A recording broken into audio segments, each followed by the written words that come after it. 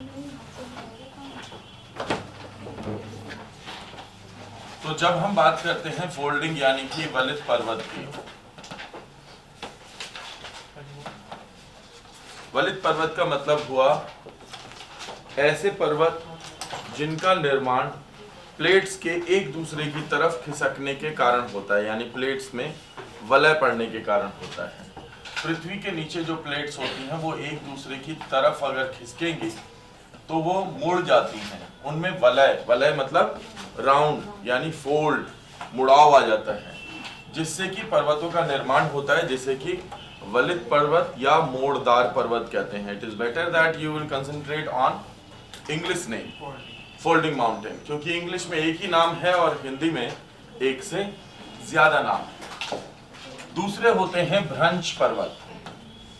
अगर इसे इनके निर्माण के आधार पर देखा जाए तो जो प्लेट्स होती हैं वो एक दूसरे से दूर जाती हैं, इसके कारण इनके बीच में दरारें पड़ जाती हैं और इन दरारों से जमीन में आंतरिक प्रेशर के कारण जो ऊपर की तरफ उठाव होता है उसके कारण पर्वत बनते हैं। तो ये ज्यादा स्टीप होते हैं, ज्यादा स्लैंग होते हैं, ज्यादा स्लैंट होते हैं, ज्यादा तीखे होते हैं पर्वत, है ना, खड़े पर्वत होते हैं। अब आप लोगों ने फिजिक्स में एक प्रिंसिपल पढ़ा होगा जिसे कहते हैं डिस्प्लेसमेंट। अगर नीचे की धरती ऊपर आएगी तो जो ये वाली धरती है वो नीचे भी जाएगी, जगह घेरेगी, तो इसके कारण इनके बीच में खाड़ियों का निर्माण हो जाता है। इन पर्वतों के बीच में इसे बोलते हैं रिफ्ट घाटी। क्या कहते हैं? आप याद रखिएगा, ब्लॉक माउंटेन्स में रिफ्ट वैलीज बनती हैं, राइट। अब आते हैं तीसरे यानी ज्वालामुखी पर्वत। सिंडर, क्लैडरा, ये प्रकार हैं ज्वालामुखियों के। नाम आप बस लिख लीजिएगा, ज्वालामुखियों को आप सिंडर, क्लैडरा इत्यादि नामों से जानते हैं। तो जब किसी एक जगह पर मान लीजिए यहां से जमीन में दरार पड़ गई और पृथ्वी का जो प्रेशर है उससे बाहर आने लगा, तो ये ज्वालामुखी बाहर निकलते निकलते इस क्षेत्र को एक पर्वत के रूप में चेंज कर देगा। इसे कहेंगे वॉल्केनिक पर्वत यानी वॉल्केनिक माउंटेन। और लास्ट होते हैं रेजिडुअल माउंटेन यानी अवशिष्ट पर्वत।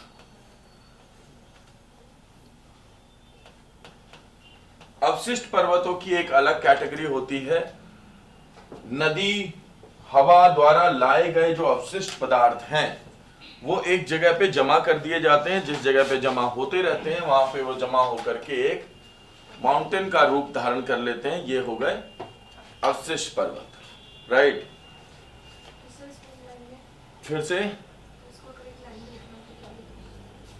हवा यानी कि residuals collected through wind or water or other environmental reason, cumulatively known as residual mountains। तो जो अवशिष्ट पदार्थ यानी अवसाद हवा, पानी या अन्य पर्यावरणीय कारकों द्वारा एक जगह पे ला करके इकट्ठे कर दिए जाते हैं और वो माउंटेन शेप ले लेते हैं, तो उन्हें अवशिष्ट पर्वत कहते हैं।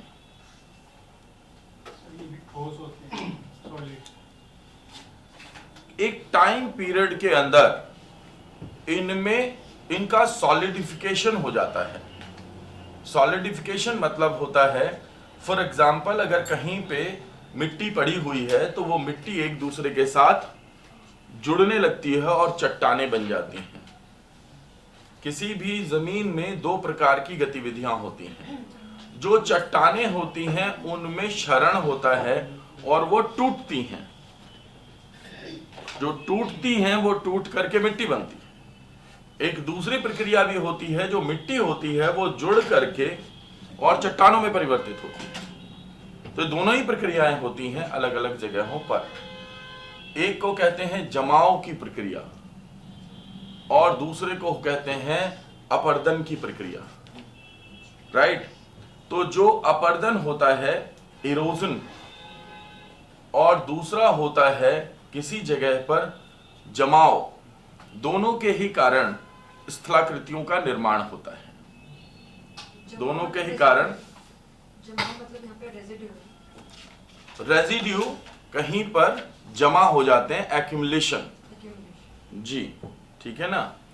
तो यहां तक समझ में आ रही है कहानी? अच्छा, फोल्डिंग को यंग बोल देते ना? नहीं, बिल्कुल भी नहीं। फोल्डिंग माउंटेन पे आते हैं, इनको मोड़दार पर्वत भी कहते हैं। अब ये इनकी खास बात यह है कि दुनिया के सबसे बड़े पर्वत, फोल्डिंग माउंटेन दुनिया के सबसे बड़े और सबसे पुराने पर्वतों में से भी हैं। जैसे इसमें आप नाम पढ़ेंगे, दुनिया का सबसे पुराना पर्वत है, उस लिस्ट को देखिएगा जो मैंने आपको शेयर किया मटेरियल को, उसमें एक नाम दिया हुआ है एंडीज, राइट। तो ये एंडीज पर्वत है कहां पे? साउथ अमेरिका में है। साउथ अमेरिका का मतलब हुआ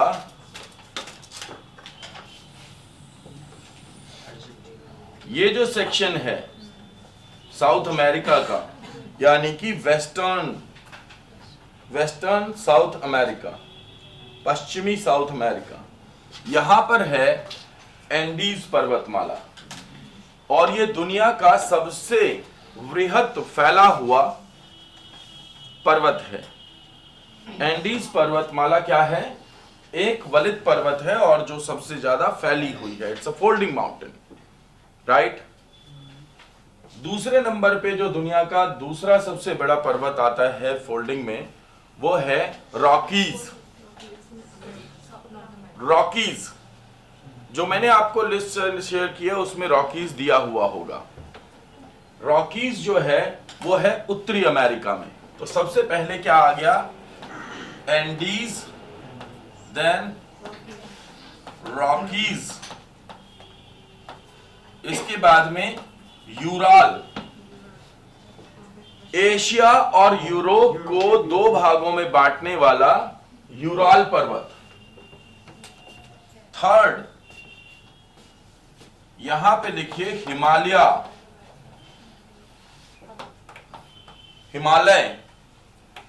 हिमालय जिसे कि न्यू फोल्डिंग माउंटेन भी कहा जाता है।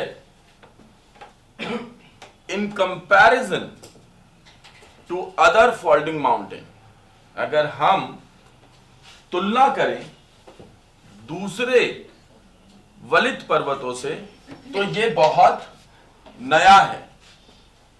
साउथ अमेरिका को अगर आप देखें तो साउथ अमेरिका का जो दक्षिणी हिस्सा है, भारत उसका हिस्सा होता था 11 करोड़ वर्ष पहले। कब?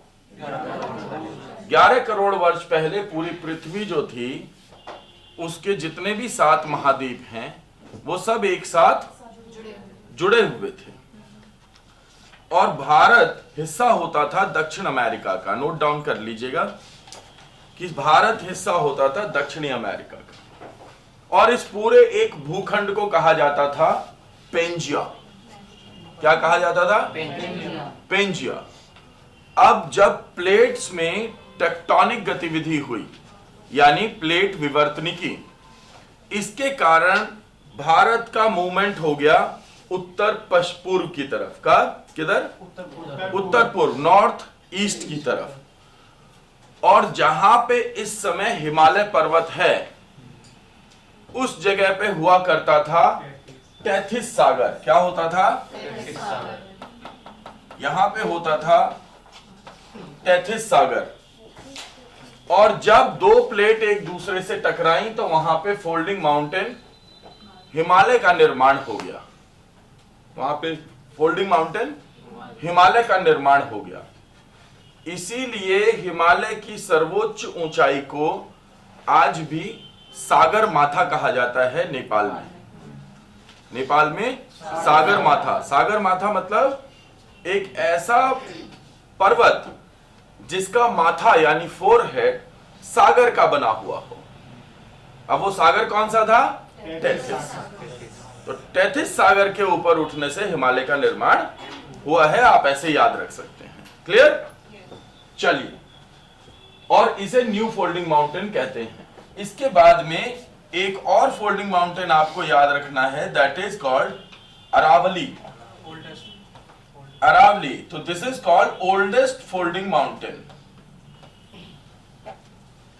दुनिया के जितने भी फोल्डिंग माउंटेन हैं उनमें ओल्डेस्ट की श्रेणी में आता है, परंतु कॉन्फ्लिक्ट है जियोलॉजिस्ट के बीच में, इसलिए हम कम से कम ये तो याद रखते हैं कि ये भारत का सबसे पुराना वलित पर्वत है, प्राचीनतम वलित पर्वत। राइट? तो ये हो गया प्राचीनतम और ये हो गया सबसे नया यानी नवीनतम वलित पर्वत। क्लियर है? जी, अरावली हो गया सबसे पुराना और हिमालय हो गया सबसे नया। क्लियर? चलिए, हम यहां पे अपनी स्टोरी को रोक देते हैं फिलहाल के लिए। जी गिराओ। जो आपने बताया कि हिमालय से पहले सागर था, तो सर आपने बताया था जब पहले जो वृद्धि हो रही थी कि दो प्लेटें जो थी वो ऐसे और एक ऐसे बन गया तो हिमालय हो, तो जब उनके नीचे सागर था फिर उसका क्या हुआ, खत्म? सागर प्लेट के नीचे नहीं होता। प्लेट मतलब जमीन। वो जमीन जमीन ऐसे आई तो पानी खिसकेगा या फिर वो पानी उठेगा।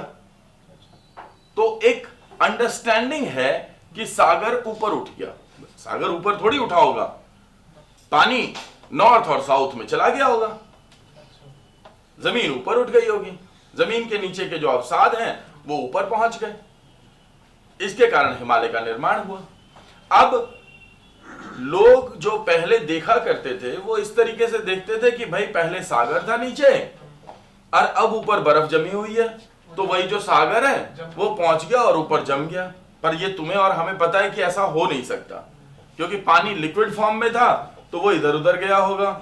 और जो ऊपर जो बर्फ जमी है, जो ग्लेशियर्स बने हैं, वो इसलिए बने हैं कि जैसे जैसे आप ऊपर जाते हैं तो तापमान में कमी आती है, तो वहां पे आपको 0 डिग्री से नीचे तापमान मिलता है, इसलिए जितना भी पानी जाता है वो जाकर के वहां पे बर्फ के रूप में जम जाता है, तो इसलिए वहां पे बर्फ है।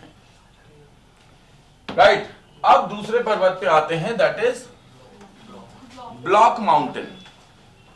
ब्लॉक माउंटेन के बीच में रिफ्ट घाटी होती है। आपको याद रखना है कि नर्मदा और तापी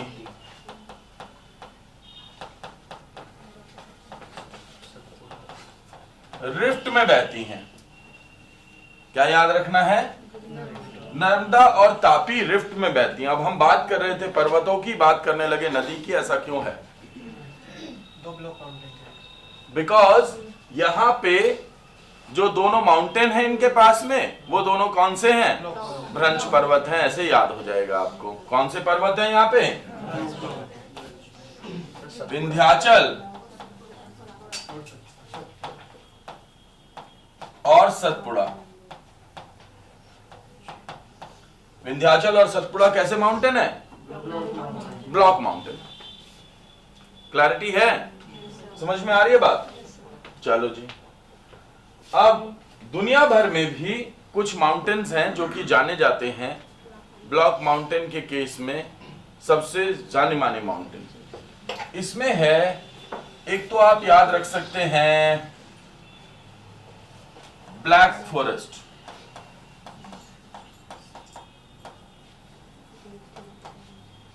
ब्लैक फॉरेस्ट कहां पे है? जर्मनी में। Black forest in Germany.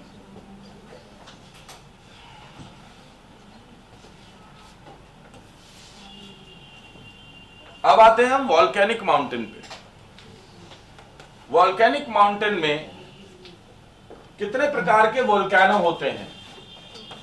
1, 2 और 3। 3 प्रकार के वोल्केनो होते हैं।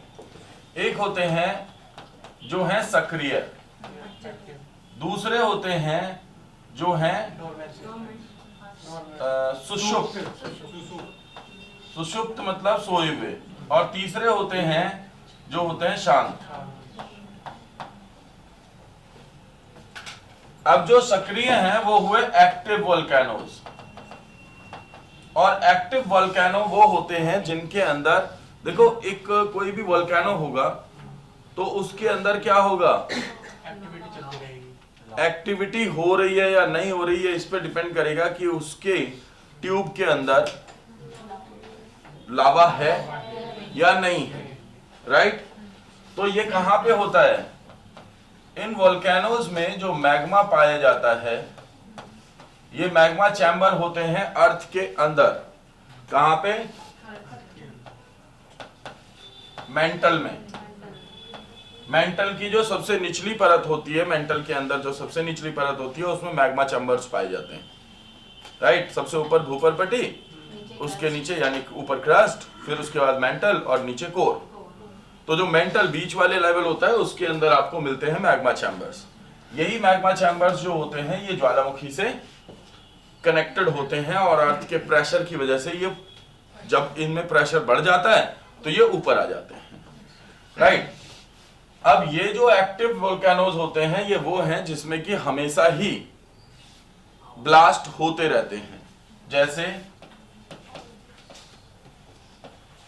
स्ट्रैम्बोली, जिसे भूमध्य सागर का प्रकाश स्तंभ यानी लाइट हाउस ऑफ मेडिटेरेनियन कहा जाता है। क्या कहते हैं हम इसे, लाइट हाउस ऑफ मेडिटेरेनियन। अब ये वो हैं जिनमें कि मैग्मा है भी और ब्लास्ट भी हो रहा है। दूसरे वो हैं जिन्हें कहते हैं डॉर्मेंट। डॉर्मेंट मतलब सोया हुआ है, तो इसमें मैग्मा तो है पर अभी ब्लास्ट नहीं हो रहा। मैग्मा तो है बट इसमें ब्लास्ट हो नहीं रहा। इसके अंदर आप तामू मैसिव को रख सकते हैं या फिर एज़फ़ज़ाकुल को रख सकते हैं, ये बहुत बड़ी कैटेगरी है कोई। और तीसरे हो गए शांत, इसमें एक्सटिंक्ट कहलाते हैं। ये क्या कहलाते हैं, एक्सटिंक्ट। और एक्सटिंक्ट वोल्केनो में कोई गया या आया, एक्सटिंक्ट वोल्केनो के अंदर शामिल होते हैं कौन से वोल्केनो, जैसे फुजियामा, विसुवियस।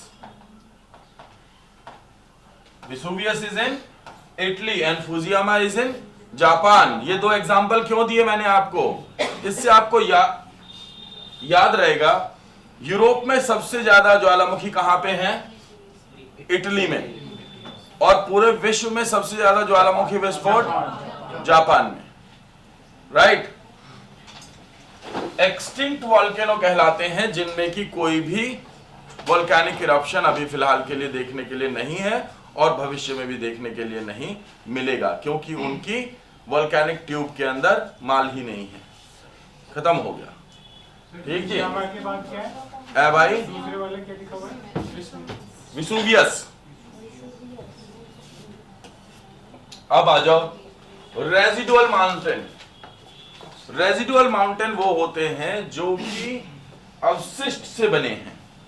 अब इसके अंदर जनरली देखो ऐसा है, कुछ एक माउंटेन ऐसे हैं जिनका कि कुछ सेक्शन बना था वलित पर्वत के रूप में, और फिर वहां पे हवा और पानी के द्वारा जाकर के जमाव के कारण वो फर्दर बड़े हो गए। ऐसे माउंटेन्स को हम इसी कैटेगरी के अंदर रख देते हैं, लेकिन वहां पे डिस्प्यूट होगा। तो जनरली रेजिडुअल माउंटेन्स को लेकर के वर्ल्ड ओवर डिस्प्यूट है, बट यहां पे मैं लिख दे रहा हूं टर्म नीलगिरी। दो कैटेगरीज में पूछा जाता है, एक तो रेजिडुअल माउंटेन की कैटेगरी में पूछा जाता है, दूसरा फोल्डिंग माउंटेन की कैटेगरी में भी पूछा जाता है। तो याद रखेंगे आप कि नीलगिरी जो है वो इन जनरल ये एक रेजिडुअल माउंटेन है, राइट। अब आपको ये बताना है नीलगिरी की सबसे ऊंची चोटी कौन सी है। नीलगिरी की सबसे ऊंची चोटी डोडा बेटा, गुड वन, बढ़िया है जी। एंडीज की सबसे ऊंची चोटी,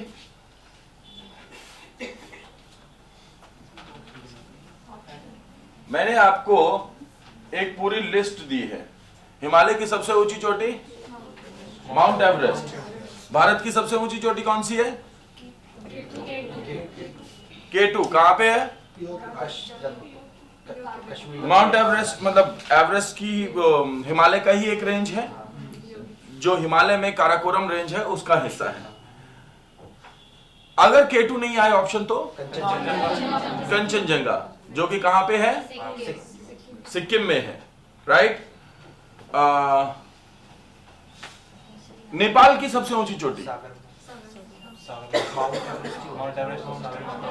माउंट एवरेस्ट भाई। Mount Everest is in Nepal. क्या ऊंचाई है माउंट एवरेस्ट की?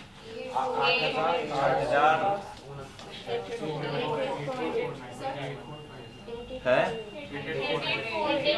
8848। हाँ जी पूछिए। अल्प्स किसमें आएगा? अभी आ रहे हैं। एल्प्स वलित पर्वत है, मतलब folding mountain.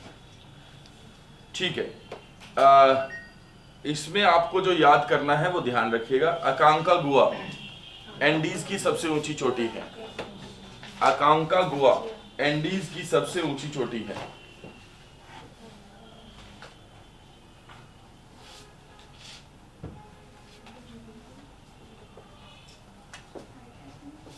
Next is Mount Blanc, Alps की सबसे ऊंची चोटी है, इंपोर्टेंट है।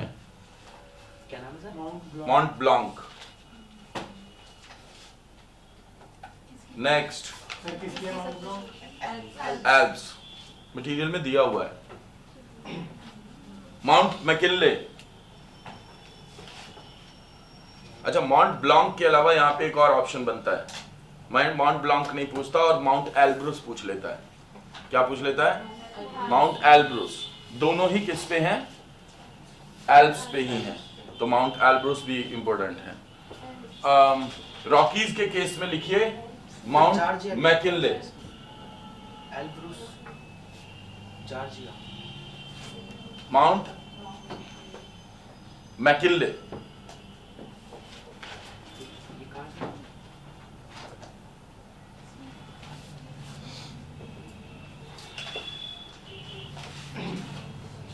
जो कॉकेशियन पर्वत है वो एल्प्स का एक विस्तृत रूप है। तो कॉकेशियन पर्वत की सबसे ऊंची चोटी है माउंट एल्ब्रुस, जो कि एल्प्स से कनेक्ट करके भी पूछ ली जाती है। ठीक है, अदरवाइज कॉकेशियन में एल्ब्रुस, एल्प्स में माउंट ब्लांक, रॉकीज में माउंट मैकिनले, एंडीज में अकांकागुआ, हिमालय में माउंट एवरेस्ट। ये मुख्य एरियाज हैं जो आपको याद रखने हैं। कॉकेशियन जो है वो एक एक्सटेंडेड यानी कि एक्सटेंशन है, विस्तार है एल्प्स का। तो इसलिए कॉकेशियन की सबसे ऊंची चोटी जो एल्ब्रुस है उसको कभी कभी एल्प्स से कनेक्ट करके पूछा जा सकता है, राइट। अब इसके बाद आते हैं सतपुड़ा की सबसे ऊंची चोटी कौन सी है? धूपगढ़। सतपुड़ा की सबसे ऊंची चोटी धूपगढ़। और यहां पे धूपगढ़ कभी कभी नहीं आता है, तो फिर पूछा क्या जाता है? अचनकमर अमरकंटक। अचनकमर अमरकंटक। तो आप दो पहाड़ियां लिखेंगे यहां पे सतपुड़ा के केस में। एक तो लिखेंगे धूपगढ़ी और दूसरी लिखेंगे अचनकमर अमरकंटक। तो आपका जो ये वाला मटेरियल है जो मैंने अभी आपसे शेयर किया है, इसके अंदर आपको ये चीजें तो मिली जाएंगी और इंडिया वाला कुछ सेक्शन आपको नहीं मिलेगा जो मैं लिखवा दे रहा हूं। जी भाई, जो दो चोटियां आपने दिखवाई हैं, दो पेंसी, उसमें ये भी पूछ सकते हैं सीक्वेंस में? अगर सबसे ऊंची चोटी पूछे तो धूपगढ़ी होगा आंसर। कभी कभी क्या होता है कि धूपगढ़ी ऑप्शन नहीं देता, क्योंकि Achanakmar Amarkantak is more famous. Why Achanakmar Amarkantak is more famous than Dhupgarh? वहां से नर्मदा निकलती है, दो और भी नदियां निकलती हैं, ठीक है ना भाई। महानदी का ओरिजिन कहां से है? हाँ, from east of Amarkantak and west of Amarkantak से Narmada and north east of Amarkantak Son. ठीक है ना?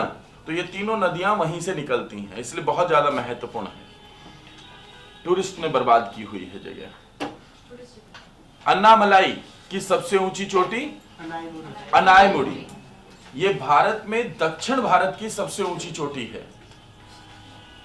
ये भारत में दक्षिण भारत की सबसे ऊंची चोटी है। सह्याद्री यानी पश्चिमी घाट की सबसे ऊंची चोटी कलसुबाई और महाबलेश्वर, ऐसे याद रखिए। तीन पर्वत याद रखने होंगे यहाँ पे आपको। नंबर 1 पे लिखिए कलसुबाई, नंबर 2 पे लिखिए महाबलेश्वर और नंबर 3 पे लिखिए ब्रह्मगिरी। एक नंबर 4 भी बना लीजिएगा, त्र्यंबकेश्वर। तो सबसे पहले क्या लिखा आपने? कलसुबाई, दूसरा लिखिए महाबलेश्वर, तीसरा लिखिए ब्रह्मगिरी और चौथा लिखिए त्र्यंबकेश्वर। अब समझिए ये 4 जगह बहुत फेमस हैं पश्चिमी घाट पे। पश्चिमी घाट यानी वेस्टर्न घाट्स। अभी आ रहा हूं। पश्चिमी घाट माउंटेन ही है पश्चिमी घाट। हाँ, पश्चिमी घाट पे 4 चोटियां हैं। सबसे ऊंची चोटी है कलसुबाई। दूसरे नंबर पे आपको याद रखनी है Mahabaleshwar, well famous tourist spot. Third number पे आपको याद रखनी है ब्रह्मगिरी, कारण कावेरी निकलती है, डोंट फॉरगेट दैट। और चौथे नंबर पे आपको याद रखनी है त्र्यंबकेश्वर, गोदावरी निकलती है। Godavari originates from Trimbakeshwar. Sir Mahabaleshwar से कुछ नहीं, आपको कुछ याद नहीं करना होगा।